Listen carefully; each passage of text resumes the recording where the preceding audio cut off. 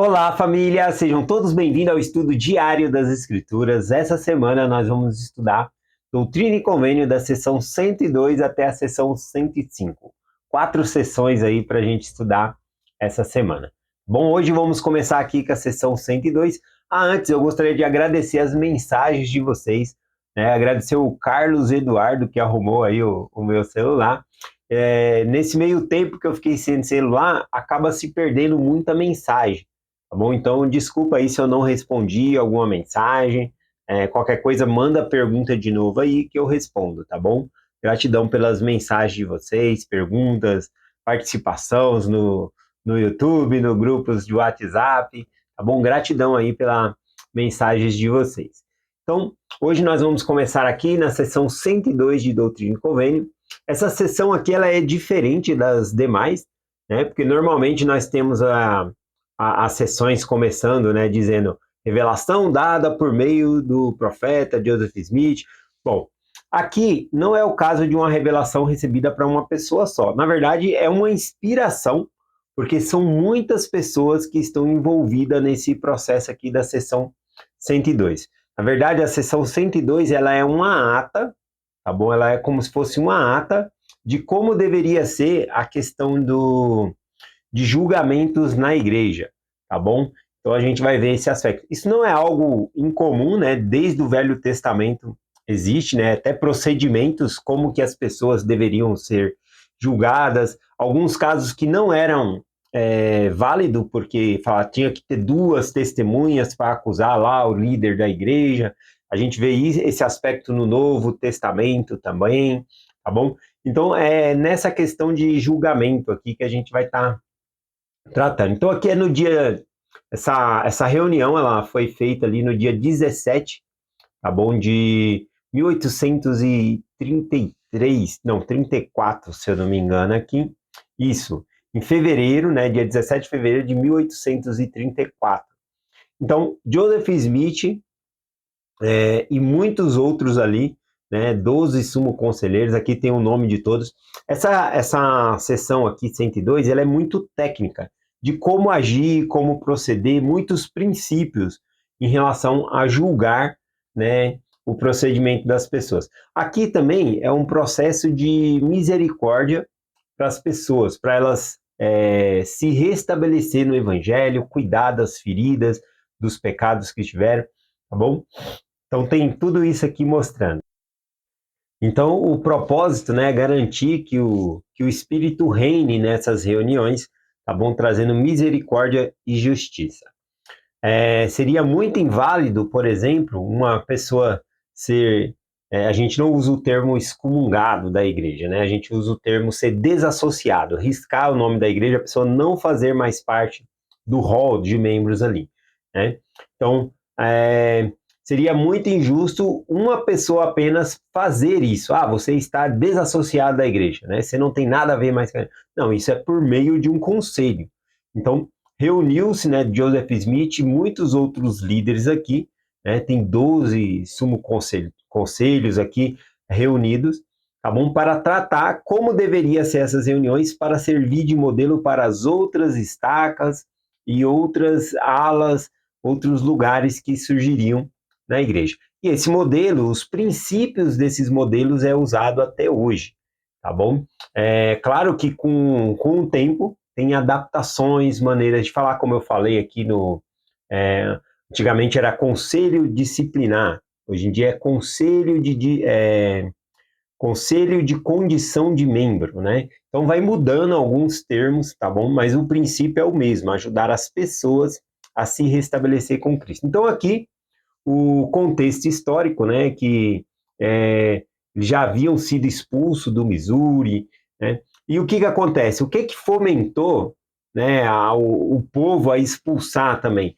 Justamente alguns membros da igreja que estavam ressentidos, saíram da igreja, publicaram mentiras no jornal, mentiras contra Joseph Smith, e isso fez com que aquelas pessoas formassem uma turba, né, e também expulsassem os membros da igreja ali. Então tem muitas outras coisas envolvidas.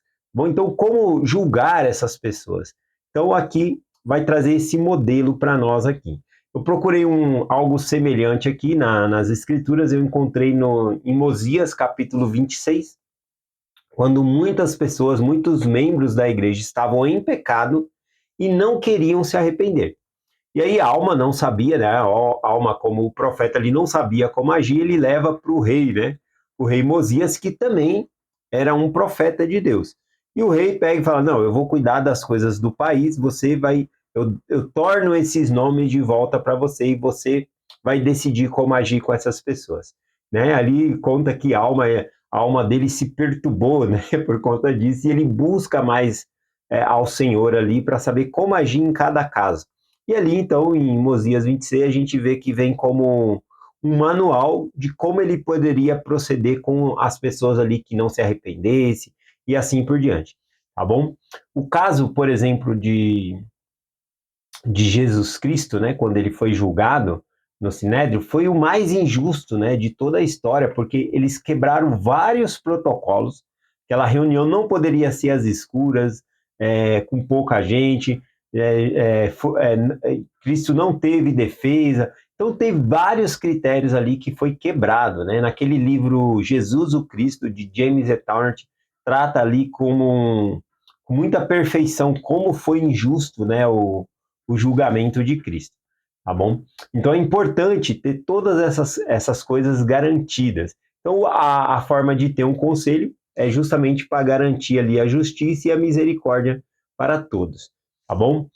Conforme eu falei, não pode uma só pessoa pegar e falar assim: ah, você está desassociado da igreja, você não, tem que ter ali um, um conselho, né, para tentar. O propósito desses conselhos é restituir a pessoa, trazer a pessoa de volta ao Salvador, tá bom? Independente do, do pecado, né, da pessoa.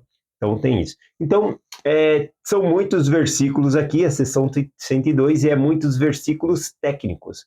Então eu vou ler alguns versículos, tá bom? E compartilhar algumas coisas aqui. Começando aqui no versículo 1, diz aqui: nesse dia reuniu-se um conselho geral de 24 sumos sacerdotes na casa de Joseph Smith Jr., por revelação, e procedeu a organizar o sumo conselho da Igreja de Cristo, a qual consistia em 12 sumos sacerdotes e 3 presidentes, conforme o caso exigisse. Então veja que não é uma decisão somente de Joseph, mas já havia mais 24 outros ali com ele, para deliberar esses assuntos, buscar por meio do Espírito como deveria ser o padrão nas igrejas para ajudar com esses julgamentos aqui, tá bom? Então aqui a gente vê o princípio, né, da autoridade dentro da organização da igreja. O versículo 6 diz assim, ó: votou-se que o sumo conselho não tem poder para agir sem a presença de 7 de seus conselheiros, acima mencionados, ou, ou seus sumos ou seus sucessores devidamente designados. Aqui mostra, né, que para não haver nenhum tipo de fraude, né, são 12 que deveria ter, fora a presidência ali, né? Colocando em termos técnicos para nós entenderem, se o caso é levado para a estaca, está o presidente da estaca, seus 2 conselheiros, que seriam esses presidentes, e mais 12 do sumo conselho. E se apenas 6 vierem para a reunião para fazer esse conselho ali, né, para ajudar a pessoa, é anulado. Não pode ter só metade, não dá quórum, vamos colocar assim, não está formado. Precisava pelo menos ter 7. Se não tem, porque irmãos estão viajando, o presidente da estaca ele pode convidar algum bispo ou conselheiro de bispo para formar esse quórum para ajudar nesse aspecto, tá bom? Então não pode ser com poucas pessoas, né? Isso garante ali alguns direitos daquela pessoa que está passando, né, por essa situação. A gente pode colocar vários fatos aqui, né, do que a pessoa está passando ali. Às vezes a pessoa cometeu uma transgressão muito séria, né, e aí então ela vai passar por esse conselho, né, de condição de membro ali, tá bom? Então aqui garante isso. O versículo 8, eu anotei aqui, ó: votou-se que, quando ocorre uma vaga por morte ou remoção do cargo devido à transgressão, mudança dos limites da área, assim por diante. Por inspiração, o presidente vai chamar outros para fazer parte do Sumo Conselho. E aqui diz que a decisão deve ser unânime por voto.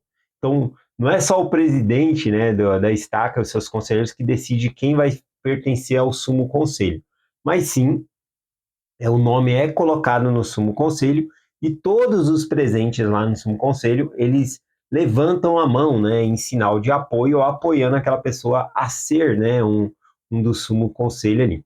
Aqui a gente está falando de um aspecto do Sumo Conselho. O Sumo Conselho de uma estaca, ele cuida de várias coisas, tá bom? Eu já trabalhei no Sumo Conselho e não é sempre que você está nesses conselhos na questão de condição de membro, mas a gente ajuda as estacas, cada um do Sumo Conselho recebe uma designação, você vai cuidar da obra missionária da estaca, então tem que ir nas alas, cuidar, e assim por diante, né? Fica responsável por uma coisa, outro por outra. Então, aqui sim, a gente está falando só de um aspecto do Sumo Conselho, na questão de julgamento, tá bom? Mas o Sumo Conselho, ele faz muitas outras coisas além disso. Aqui o foco aqui está falando de como deveria proceder nessa questão da pessoa ser desassociada da igreja ou reintegrada, né? Ou passar por um período probatório no sentido de ficar um tempo sem tomar um sacramento, fazer algumas metas para a pessoa se fortalecer. Eu gosto muito do exemplo, né, que o Sumo Conselho, ou até mesmo o bispado, quando a pessoa passa ali por um processo desse, né, por conta de algum pecado grave, o propósito é fortalecer a pessoa, para que nem uma árvore, né, que com vento forte e a tempestade, ela dobra tanto que toca o chão e mancha, né, toda ela de barro ali. Se a pessoa se concentrar só no barro, simbolizando o pecado, o barro, limpar as folhas dessa árvore, novamente, quando vier a tempestade, ela vai se dobrar de novo e sujar. Então, o propósito é fortalecer a árvore, fortalecer o indivíduo para que ele não caia mais na tentação, nos problemas, tá bom? Então, o voto é unânime aqui, né? Então, veja que essas são decisões não de uma pessoa, mas de um quórum inteiro ali. O versículo Vamos aqui para o versículo 15. Diz aqui: o acusado, em todos os casos, tem o direito de apoio da metade do conselho para evitar insultos e injustiça. Então, conforme eu falei, esse conselho acontece com a presidência da estaca e com 12 sumo conselheiros, tá bom? E aí tem uma divisão: 6 deles vai tratar da misericórdia, para ajudar a restituir, e os outros 6 vão falar sobre os fatos, sobre a justiça também, tá bom? Então, um vai defender a justiça e o outro vai apresentar a misericórdia, né? E ali vai tratando. Mas em todos os casos, não é que a pessoa que está ali, né, ela vai ficar calada. Inclusive, fala aqui que ela tem o direito e ela deve se manifestar, né, para falar das coisas ali e se defender, tá bom? Mas é feito aqui, não existe um modo de que não há um defensor ou coisa assim, tá bom? Pode existir uma ordem de sorteio, como é mencionado aqui, né, para ver quem vai defender, quem vai usar o lado da justiça, tá bom? Mas normalmente os presidentes da estaca ele deixa muito aberto esse campo, né? Se alguém está desconfortável em algum dos lados, pode trocar de lado com outra pessoa, né? Para fazer parte da misericórdia, outro parte da justiça. Em ambos os casos, né? São trocado ideias ali, tá bom? Sobre isso. Vamos aqui para o versículo 20. Mas se os outros conselheiros que não tiverem falado, ou qualquer um deles, depois de ouvir os participantes, as evidências, os argumentos, descobrirem um erro na decisão da presidência, poderão manifestar-se e, no caso, terá nova audiência. Então, se alguém achou que, olha, está errada a maneira que procedeu ali, né? Então vai ter que fazer novamente a reunião, tá bom? Aqui diz também no versículo 21. E se depois de outra cuidadosa audiência, alguma luz for adicionada ao caso, a decisão será alterada de acordo com essa luz. Então, se tem novos fatos, a gente consegue ver a nova luz ali, é realmente um coração arrependido da pessoa. Então, tem várias coisas que são levadas em consideração. Bom, conforme eu falei aqui, essa revelação em Doutrina e Convênio 102, ela é uma ata dessa reunião, e ela tem vários aspectos, é muita coisa técnica, né? Mas o mais importante para nós é saber que o Senhor, Ele quer que nós resgatemos todos os filhos dele, tá bom? Eu vou compartilhar um pouco da minha experiência, né? Eu já participei, né, de alguns desses conselhos, né? Antigamente era conselho disciplinar, hoje em dia também é chamado de conselho de condição de membro, tá bom? Eu tive a oportunidade de participar, e em todos os casos que eu participei, eu senti o amor e misericórdia do Senhor pelas pessoas envolvidas ali, né, que haviam estado envolvidas com transgressões, e sempre ouvendo ali tanto a presidência da estaca como os conselheiros, né, com o propósito de ajudar a pessoa a se fortalecer em Deus. Esse que era o objetivo, tá bom? Então, vou estar finalizando aqui, né? Não tem tanta coisa a não ser técnica aqui, e o tempo também está avançando. Aqui, ó, deixa eu ver aqui. Aqui o versículo 23 eu achei interessante, que diz assim, ó: em caso de dificuldade com respeito à doutrina ou princípio, se não houver material escrito suficiente para tornar claro o caso na mente do conselho, ou seja, o manual aqui, né, essa própria revelação e também o manual que nós temos da igreja, ele trata alguns assuntos ali, né, de como proceder em cada caso, tá bom? Mas ali é um parâmetro, né? É a pessoa ali, o sumo conselho, junto com os conselheiros, que vai tomar uma decisão mediante revelação de Deus. Então, em todos os casos, a revelação vem ali, ó, como está me mostrando aqui, ó. O presidente poderá consultar e obter a vontade do Senhor por revelação. Então, todos estão buscando por meio de revelação a vontade de Deus para finalizar ali aquele caso, para que a pessoa possa seguir a sua vida dentro do Evangelho, talvez com algumas limitações por algum tempo, mas depois ela estando livre ali para seguir a sua vida, frequentando o templo, né, e ter todas as coisas, as bênçãos restauradas, a vida dela também, né? E também esses conselhos podem justamente servir também para pessoas que realmente saíram da igreja por meio de um conselho desse. De vez em quando ela pode vir e pedir uma nova audiência, falando que quer retornar e assim por diante, tá bom? Então, tem vários aspectos aqui dessa parte. O fato é que isso sempre existiu, né, na parte da igreja, como tanto no Velho Testamento, no Novo, no livro de Mórmon, como eu mencionei, tá bom? Isso é uma parte importante. Essas coisas que acontecem dentro da igreja é uma coisa ruim, no sentido que eu não gostaria que ninguém se enfiasse numa situação dessa, de precisar do conselho ali. Mas isso acontece em todos os lugares, em todas as igrejas, tá bom? Então, das pessoas caírem em transgressões sérias, ofenderem a Deus, e aí então a igreja precisa tomar uma providência, e o Senhor traz um meio, né, de trazer isso aqui. Aqui tem também o caso da pessoa não aceitar a decisão do conselho, aí apela para um outro conselho, apela para a primeira presidência, a Coro dos 12 e assim por diante, né, para que possa ter ali realmente um respaldo, né, de autoridades superiores também, tá bom? Essa é uma parte bem séria na igreja e também muito sigilosa. Eu nunca vi sair ali dessa parte, né, vazar essas informações, que tal pessoa está com esse problema, ou isso, aquilo, não. Né? Isso é algo muito sigiloso que acontece na igreja também, para proteger o indivíduo também, e também protege a própria liderança da igreja, né? É isso. E participei, sim, de alguns desses conselhos, e eu fui muito grato em sentir a presença do Espírito. Não é algo agradável, às vezes é constrangedor para a pessoa que está ali, né? Em todos os casos que eu participei, a pessoa, ninguém estava acusando a pessoa mesmo falava o que ela fez, o que aconteceu, né? E ali a gente tentava poder ajudar essa pessoa. Bom, então eu sei que o Senhor nos ama, Ele tem grande misericórdia por nós.